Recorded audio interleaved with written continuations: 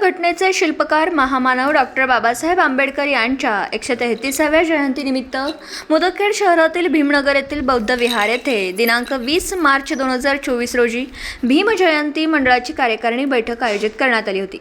या बैठकीस बौद्ध उपासक नवयुवक यांच्या उपस्थितीत सर्वांमते भीमनगर भीमजयंती मंडळाची कार्यकारिणी जाहीर करण्यात आली।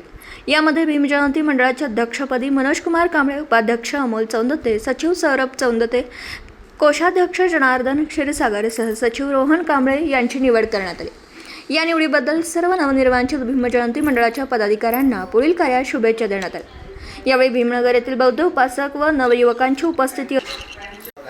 तालुका मुदखेड, जिल्हा नांदेडहून प्रतिनिधी अतिक अहमद।